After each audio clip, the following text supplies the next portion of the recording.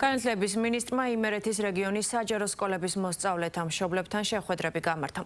კივი მიქანაძემ მშობლებს დეტალურად მიეწოდა ინფორმაცია ზოგადი და უმაღლესი განათლების რეფორმის მიმდინარეობის შესახებ და რეფორმის ფარგლებში განსახორციელებულ ინიციატივებზე მათთან ერთად იმსჯელა.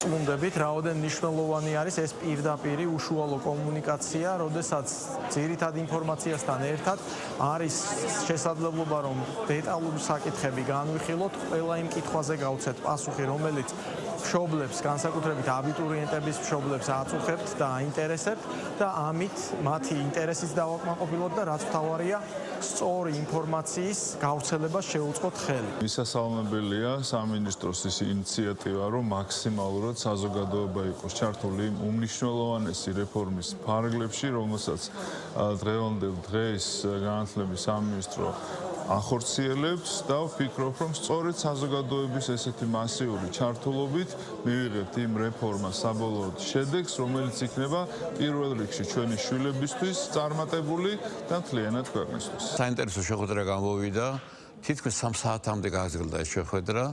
ბატონო მინისტრმა ისაუბრა ყველა იმ ძირეულ საკითხებზე, რაც არის მოსალოდნელი ყველა მიმართულებით განათლების სისტემაში. და იყო ძალიან ბევრი შეკითხვები და ძალიან ბევრი პასუხები. აბსოლუტურად მაყოფილებით გავედი დარბაზიდან, ეს იყო დროული შეხვედრა და აუცილებელი იყო ესეთი კომუნიკაცია სასკოლო თემთან და მშობლებთან.